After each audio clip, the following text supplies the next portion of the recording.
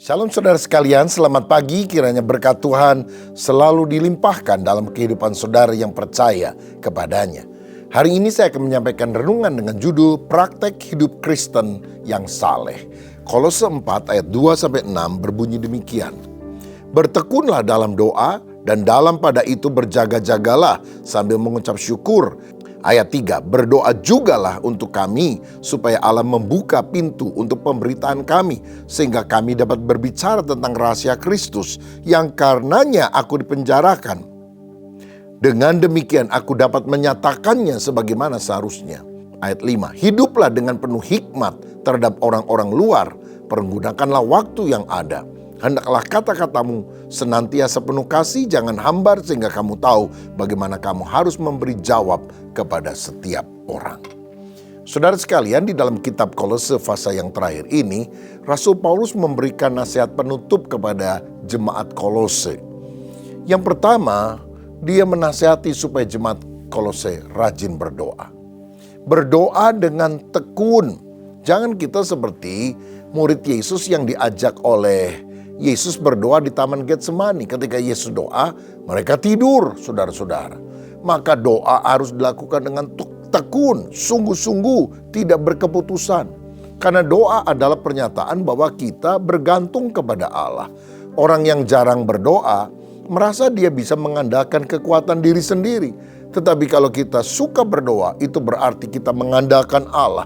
Dan kalau Allah terlibat dalam urusan kita sehari-hari, Dia akan meratakan jalan kehidupan kita.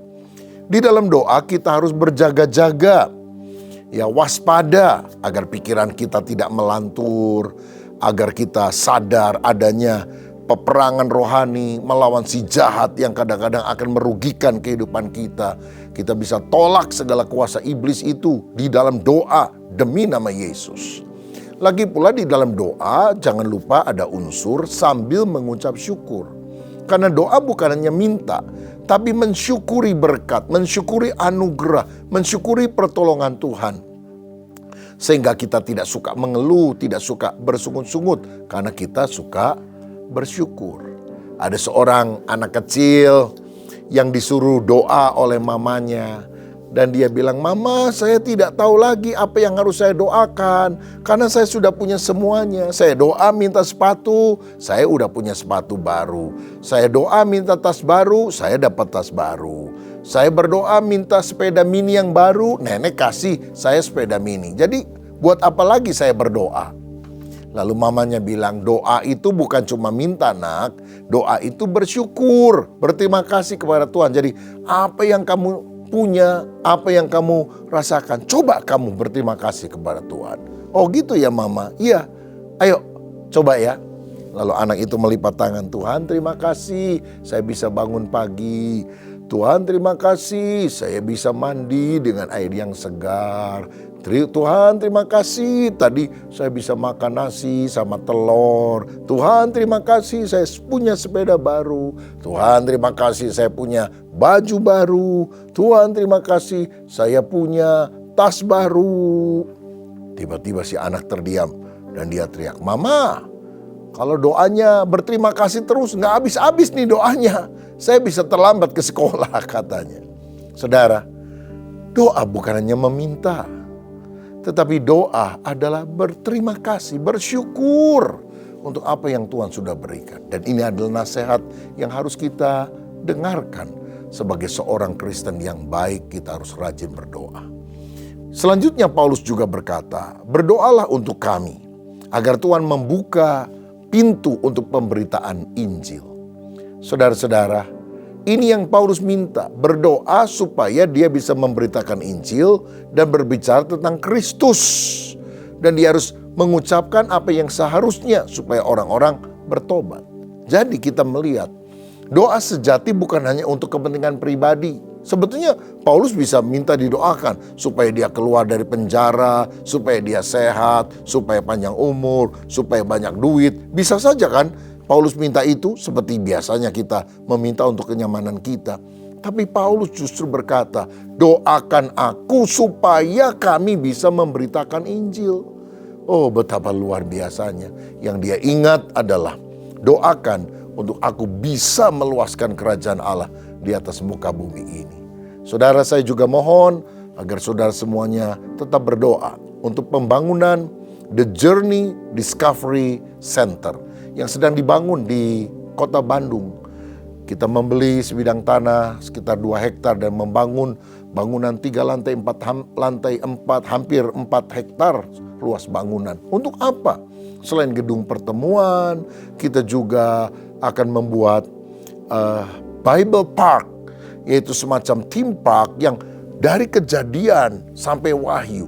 Orang bisa melihat kisah penciptaan, kemudian Taman Eden, kisah Abraham dan Ishak, kisah tentang Raja Daud mengalahkan Goliat, dan terutama tentang Yesus Kristus yang lahir di Bethlehem, membuat mujizat, mengajar orang banyak, kemudian mati disalib demi dosa kita, bangkit naik ke sorga, lalu kemudian sejarah gereja-gereja yang ada dicatat dalam Kisah Para Rasul, sejarah gereja pada abad pertengahan, pada abad modern, sampai tanda-tanda akhir zaman, dan akhirnya kedatangan Kristus kembali, ada sorga dan neraka, supaya orang-orang bisa mengenal journey to eternity, perjalanan menuju kekekalan.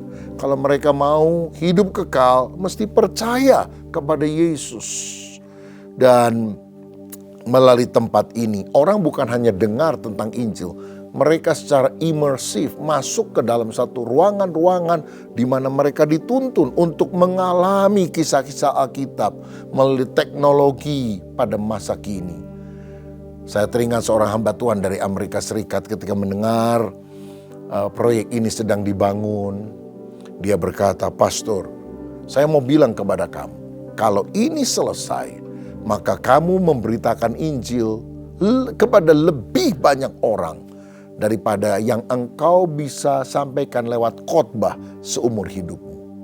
Kamu boleh khotbah kepada banyak orang, tapi waktu mereka masuk dalam proyek The Journey itu, mereka akan lebih tercelik matanya tentang Injil, kabar baik bahwa Yesus adalah Juru Selamat."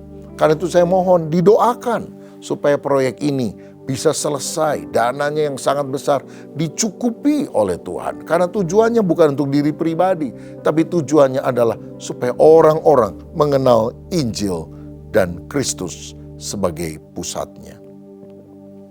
Jadi nasihat yang pertama adalah berdoa. Yang kedua, kita juga harus berhikmat. Dikatakan hiduplah penuh hikmat terhadap orang luar. Maksudnya orang luar gereja, orang yang belum percaya. Berarti saudara, kalau kita berhadapan dengan orang yang bukan Kristen, yang belum mengenal Tuhan, kata-kata kita dan terutama perilaku kita harus berkenan kepada Tuhan dan jadi berkat bagi orang-orang. Kan banyak di luar itu orang non-Kristen gak mau ke gereja. Karena apa? Percuma, orang Kristen banyak yang munafik. Dia tersandung dengan perilaku orang Kristen. Dia gak benci Yesus. Dia benci pengikut Yesus yang hidupnya tidak seperti Yesus. Itu orang suka gosip, utang gak mau bayar. Saudara, mari kita hidup di dalam hikmat Tuhan. Hidup benar, hidup lurus supaya banyak orang mengenal Kristus dan diselamatkan. Yang ketiga, kita juga dinasihati supaya bijaksana menggunakan waktu. Pergunakanlah waktu yang ada, karena hari-hari ini adalah jahat, kata firman Tuhan. Jangan suka memboroskan waktu untuk hal yang tidak berguna, tapi gunakan tiap kesempatan untuk memuliakan Tuhan, memberkati sesama, melakukan sesuatu yang produktif dalam hidup. Jangan cuma lihat YouTube aja, jangan cuma main HP aja. Ayo lakukan sesuatu. Saya membaca kisah seorang bernama Liam Payne, vokalis dari boy band ternama di Inggris, One Direction. Mati pada usia muda 31 tahun. Kenapa? Jatuh dari lantai 3 kamar hotelnya di Argentina. Rupanya dia sedang mabuk, di bawah pengaruh drugs, obat-obat bius dan sebagainya. Wah, dia ngamuk sana sini, lalu kemudian dia lompat, saudara, dari balkon. Mati. Sayang sekali. Orang yang begitu terkenal, yang ganteng, yang punya banyak follower, masih muda, berpotensi, tetapi membuang waktu sia-sia. Coba kalau kita gunakan waktu yang ada untuk melayani Tuhan, aktif di gereja, membantu orang-orang susah, mengunjungi panti asuhan, panti jompo, mengikuti kegiatan untuk membangun masyarakat. Bukankah hidup kita berguna? Makanya kita harus berdoa. Yang kedua, kita harus berhikmat. Yang ketiga, kita harus bijaksana menggunakan waktu. Saudara sekalian, yang keempat, Tuhan ingin agar kita berkata-kata penuh kasih. Hendaklah perkataanmu penuh kasih, jangan hambar, jangan seenaknya, nggak dipikir, menyakitkan orang, menimbulkan perbantahan. Tapi mari kata-kata kita adalah kata-kata yang mendatangkan berkat bagi orang yang mendengarnya. Alkitab bilang sehingga kamu tahu bagaimana memberi jawab kepada setiap orang. Jadi ketika orang bertanya soal iman, soal sikap hidup Kristen, soal hal-hal sehari-hari yang bahkan bukan hal rohani yang ditanyakan kepada saudara-saudara, menjawab penuh dengan kasih. Mungkin orang nanya alamat rumah atau nanya satu pekerjaan kantor, saudara jelaskan dengan baik sehingga orang akan melihat keteladanan Kristus dalam kehidupan kita. Saudaraku, jadilah orang Kristen yang saleh sehingga kita hidup untuk memuliakan Tuhan.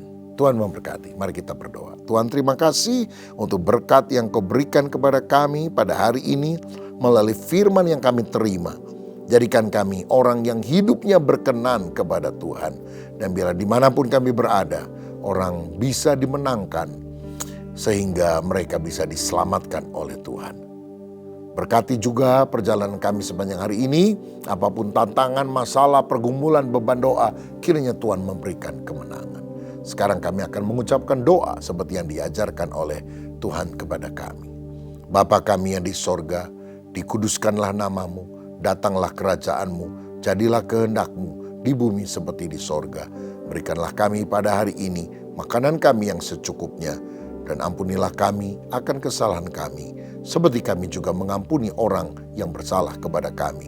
Dan janganlah membawa kami ke dalam pencobaan, tetapi lepaskanlah kami daripada yang jahat, karena Engkaulah yang mempunyai kerajaan dan kuasa dan kemuliaan sampai selama-lamanya.